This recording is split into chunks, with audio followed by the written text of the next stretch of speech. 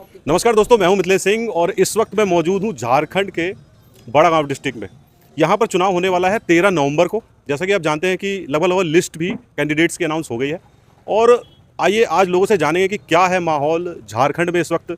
क्या हेमंत सोरेन जी दोबारा सरकार बनाने वाले हैं 5 साल के बाद, या फिर इस वक्त पलटने वाली है सत्ता। तो आइए दोस्तों बात करते हैं। नमस्कार सर, क्या नाम हुआ आपका? दीपक प्रसाद दीपक जी, चुनाव अनाउंस हो गया है, पता ही होगा आपको जी। तो क्या माहौल लग रहा है आपको इस बार? चुनावी सरगर्मी बढ़ी हुई है। यहाँ पहले चरण के तहत ये बड़का गांव विधानसभा का पतरातू प्रखंड का भुरकुंडा क्षेत्र है। यहाँ पर वर्तमान में कांग्रेस की विधायिका अम्बा प्रसाद हैं जी। और अब तो झारखंड में चुनाव की घोषणा हो चुकी है। 13 नवंबर को झारखंड में पहले चरण के तहत बड़का गांव विधानसभा में चुनाव भी है। नॉमिनेशन की अंतिम तिथि भी खत्म हो गई है। तो जो पार्टी आई है उसकी सरगर्मी पूरी बढ़ी हुई है। जगह जगह पर लोग जो है राजनीतिक चर्चाएं चल रही है और हम लोग भी उसी हिसाब से बैठे हुए हैं। क्या मुद्दे हैं आपके, जब आप चुनाव में वोट डालने जाएंगे तो क्या मुख्य मुद्दे रहेंगे आपके हिसाब से? देखिए, यहाँ अभी तो हम यहाँ की सिर्फ बात नहीं कर रहे हैं, हम पूरे झारखंड की भी बात कर रहे हैं। मैं झारखंड की बात पूछ रहा हूँ। तो झारखंड में जो महत्वपूर्ण जो मुद्दाएं होंगी, जो लोग जिस पर वोट करेंगे, उसमें एक महत्वपूर्ण मुद्दा आपका बेरोजगारी है। लोग पढ़े लिखे लोग हैं, उसको रोजगार नहीं मिल रहा है। रोजगार के लिए उनको दूसरे प्रदेशों में जाना पड़ता है, दिल्ली मुंबई जैसे जगहों पर जाके काम करना पड़ता है। दूसरा है, यहाँ पर बंद होते उद्योग धंधे भी हैं।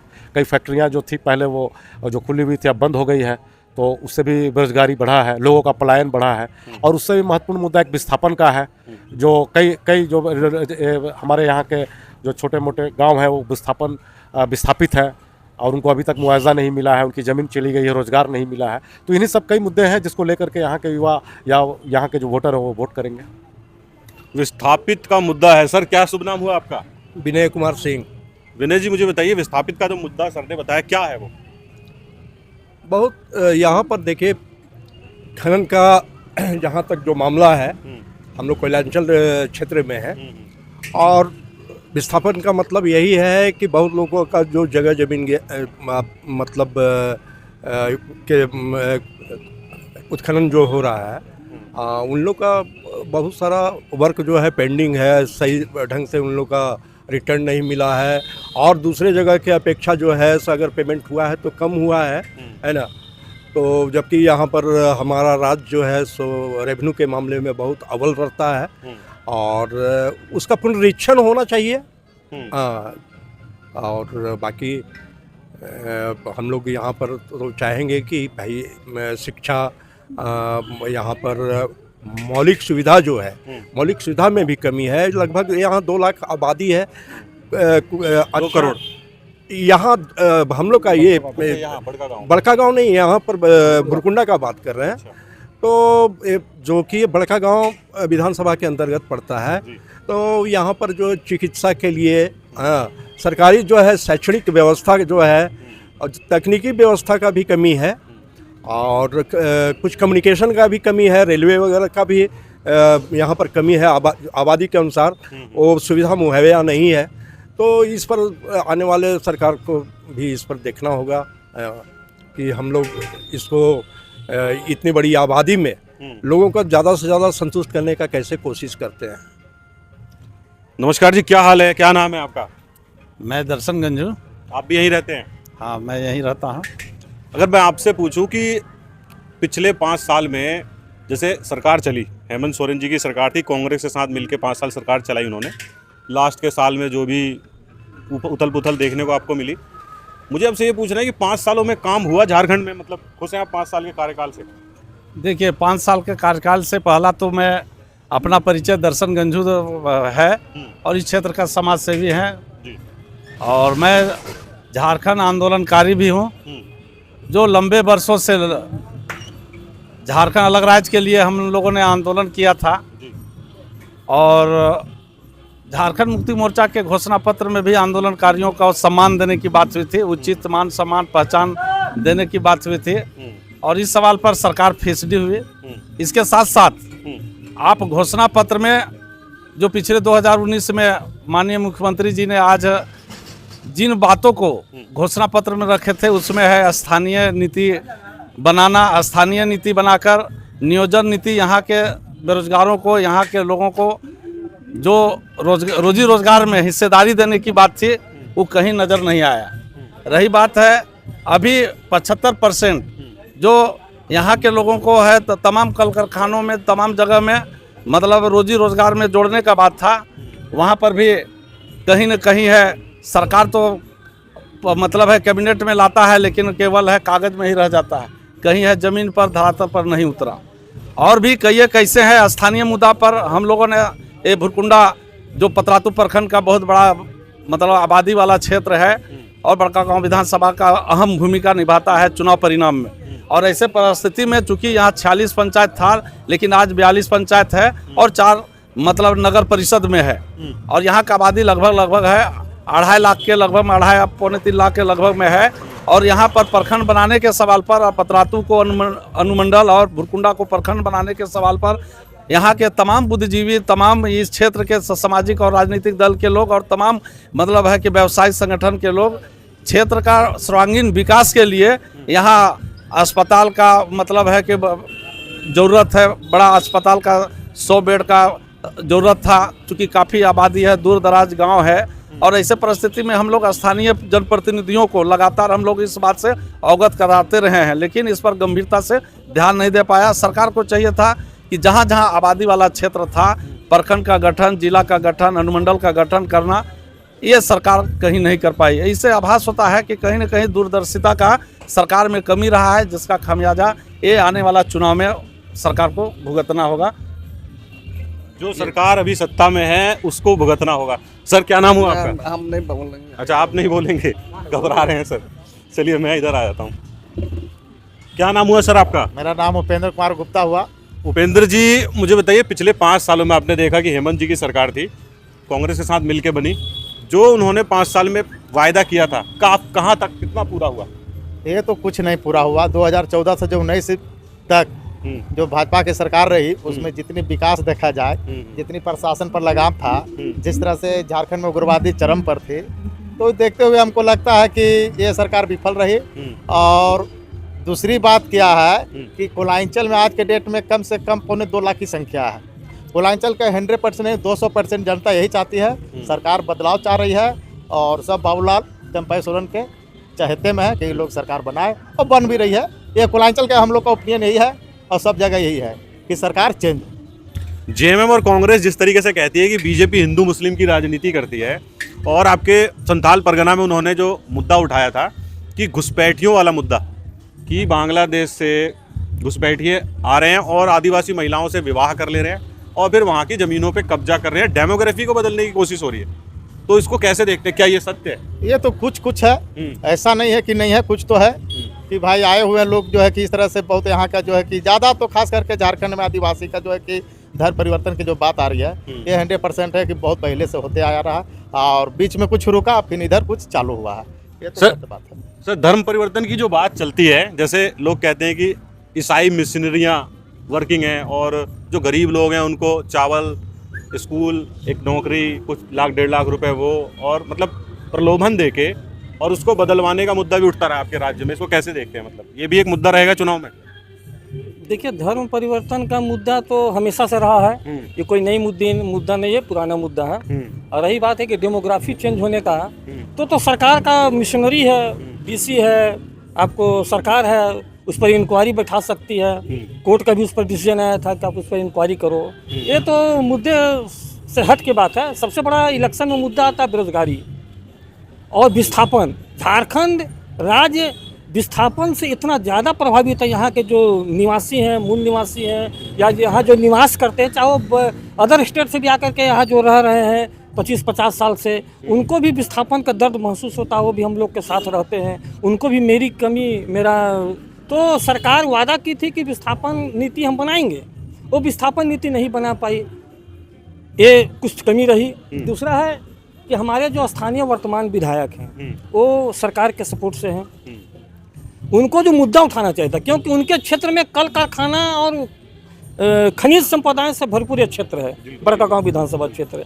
और यहाँ पर विस्थापन बहुत ही बुरा स्थिति पे है, बेरोजगारी बहुत बुरी स्थिति में है। आप देखिएगा, सुबह सुबह कभी आप आइएगा तो देखिएगा कि लोग कोयला ठेल रहे हैं, वो विस्थापित बहुत सारे लोग हैं जिनका घर मकान पूरा ज़मीन ख़त्म हो गया, तो कैसे हुआ, मतलब उस पर क्या कंपनियों ने कब्जा कर लिया या किसी को दे दी गई जमीन है, क्या मतलब कैसे हुआ? वो सरकार की पॉलिसी होती है कि मैं आपका ज़मीन ले रहा हूँ, तो उसमें कुछ लोगों को उसमें हिस्सेदारी होती है नौकरी का। तो सरकार का पॉलिसी, मान लीजिए मेरे पास 2 एकड़ है, ऑल इंडिया की जो पॉलिसी है कि 2 एकड़ में मैं एक पढ़े लिखे आदमी को नौकरी दूंगा। तो वो क्या होता है कि 2 लाख का 2 एकड़ के जगह में उनकी तो ज़मीन चली गई। हम वहाँ हो सकता है कि बारी करके साग सब्जी पैदा करके लोकल बाजार में ला के बेच सकते थे। तो एक बार मैं जो चला दिया तो हमारा जो बाप पुरखा का जो जगह जमीन थी वो तो खत्म हो गया। अब हमारे बाबूजी रिटायर कर गए तो जमीन तो चली गई, तो हम तो विस्थापित हो गए। अब हमारे बाबूजी का 4 पुत्र हुए, तो 4 पुत्र तो अब ऐसा नहीं है। सरकार की कुछ कहीं ना कहीं बेरोजगारी का है पॉलिसी, सरकार का सरकारी नौकरी का कहीं ना कहीं पॉलिसी में छेद है, जिसके चलते बेरोजगारी बढ़ते जा रही है दिन प्रतिदिन। और इसमें सरकार को लगाम लगाना चाहिए। और इसमें हमारे वर्तमान विधायक जो है ये उसमें फेलुअर घोषित हुए हैं। क्यों फेलुअर घोषित हुए हैं कि इन जो विस्थापन का जो मुद्दा है इसको ये राज्य सदन में उठाने का कोशिश नहीं किया, इन्होंने आंदोलन करने का कोशिश नहीं किया उस टाइप का जो करना चाहिए। तो यही सब कमी है। और बाकी तो लड़ाई है, इलेक्शन है 5 साल में, ये तो लोकतंत्र है, 5 साल में आता है, फिर 5 साल के बाद नए इलेक्शन होगा। तो कहीं ना कहीं कमी है। और लोग वोट तो मौलिक अधिकार है, वोट तो देना ही है। अब तो क्या होगा तो वक्त बताएगा, 13 तारीख के बाद। वक्त बताएगा। सर से भी एक राय लेता हूँ। नमस्कार सर, क्या नाम हुआ आपका? आशीष गुप्ता।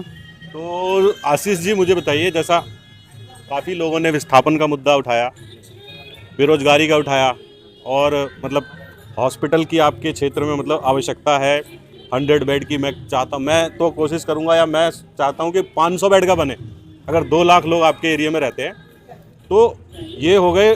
बाकी सड़कें और स्कूल ये सब बिल्कुल टनाटन है आपके क्षेत्र में? नहीं, टनाटन नहीं है। यहाँ पे देखिए, जैसे केंद्रीय विद्यालय था, यहाँ से वो हट के चला गया। अच्छा, केंद्रीय विद्यालय कहाँ पर था? यहाँ पे आपको BTI के पास रिवर साइड में था। अच्छा, तो उसको लेकर सभी कोई जो है अभी तक लगे हुए हैं कि कम से कम उसको इस क्षेत्र में लाया जाए। पहल किया जा रहा है, लेकिन अभी तक वैसा कुछ नहीं हुआ। रेलवे स्टेशन में भी जो रुकने का बहुत से लोग आंदोलन किए, जिसमें कुछ लोग यहाँ बैठे हुए भी हैं कि एक्सप्रेस गाड़ी का ठहराव हो, अभी तक उसमें भी कोई पहल नहीं हुआ है ना। तो इस तरह का बात है। और रह गया कि सरकार तो इस बार बदलना चाहिए। इसलिए बदलना चाहिए कि अपने घोषणा पत्र में जो इन लोग के घोषणा पत्र में लाए थे कि पोस्ट ग्रेजुएट को जीतने के बाद इतना मिलेगा, 7,000 रुपया मिलेगा, वो भी नहीं दिया है ना। इसके अलावा देखिए 2023 और 24 का जो योजना था, 57 योजना कुल योजना का घोषणा हुआ था, जिसमें झारखंड सरकार के द्वारा मात्र जो है 10 योजनाओं पे काम हुआ।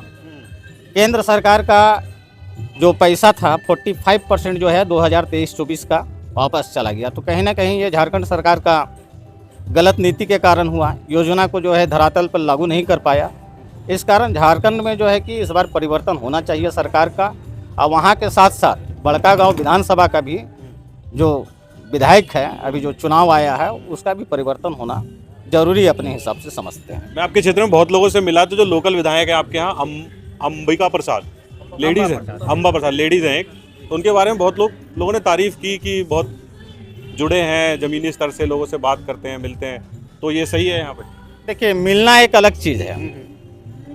हम अगर किसी से मिल रहे हैं दिन रात, और काम करना, दोनों अलग अलग चीज़ हैं। दोनों अलग अलग है ना। एक आश्वासन देना, कब तक आपका आश्वासन चलेगा?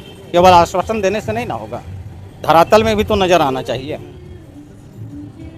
धरातल में नज़र नहीं आएगा तो उसको क्या समझा जाएगा? सही बात।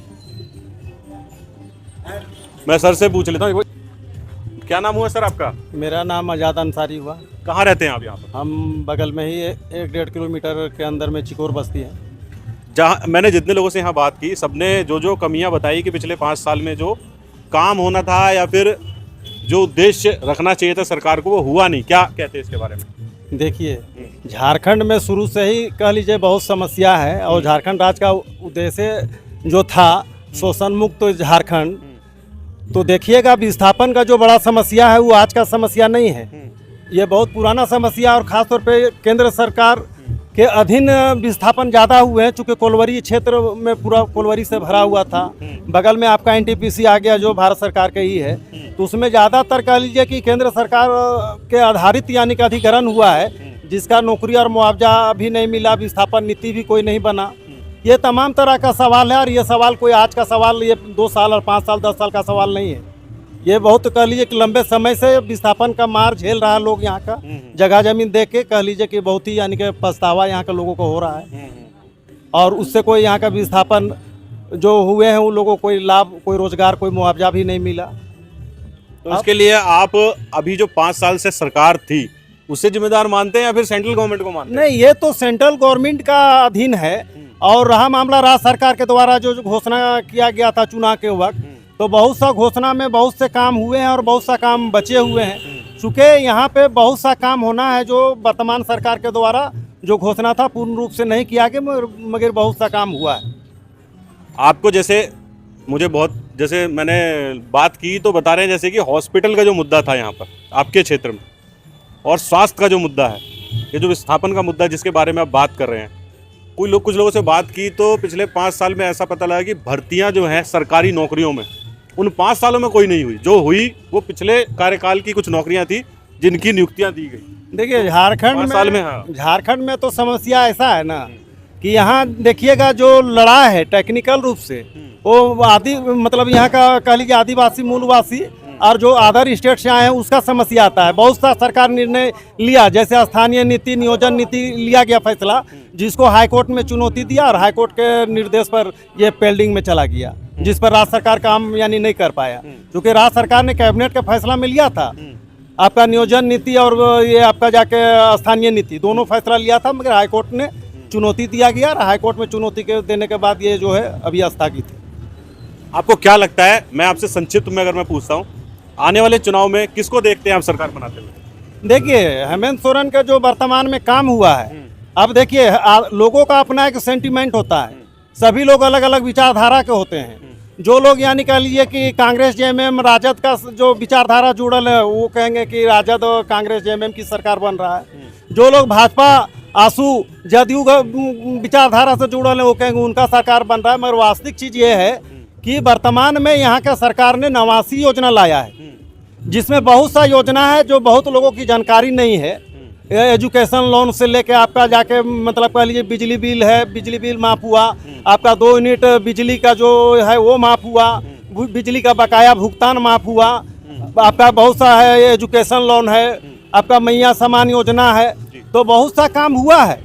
मगर उसको कहिएगा कि देखिए चुनावी दाव है, हर कोई अपने अपने दाव ठोकता है, मगर ये वर्तमान में कहिए सरकार जो काम किया वो रिपीट करने जा रहा है। और यहाँ के जो स्थानीय विधायक है वो एक ऐसा विधायक है, महिला होने के बावजूद भी 24 घंटा वर्क करती है और उसकी मेहनत पे कहीं से उंगली उठाया नहीं जा सकता है, इसलिए वो जीतेगी यहाँ से। अच्छा, उनके ऊपर कोई उंगली नहीं उठाई जा सकती। तो देखिए सब आप सभी से मैंने बात की, मुझे बताइए अगर मैं अब कोई रह तो नहीं गया मैंने जिससे पूछा नहीं, आपसे नहीं पूछा, 1 मिनट इधर आना। अंकल जी से भी शायद बात नहीं हुई ना, आपसे भी बात नहीं हुई शायद, है ना? क्या नाम हुआ सर आपका? मेरा नाम हुआ भुवनेश्वर साहब। भुवनेश्वर जी, मुझे बताइए क्या माहौल है यहाँ पर झारखंड में इस बार, क्या माहौल है, किसको देख रहे हैं आप? हम क्या देखेंगे, यहाँ का जनता देख रही है। सरकार जो कम समय में हेमंत सरकार जो काम की है तो उस पर रिपीट ही सरकार करने जा रही है और यहाँ का विधायक भी रिपीट करने जा रही है, काफ़ी मेहनत कर रही है।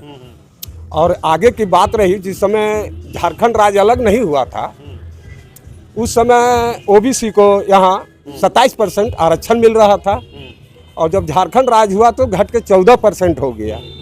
और उसका लड़ाई हम भी उसमें शामिल हैं, 18 वर्षों से लड़ाई लड़ रहे हैं।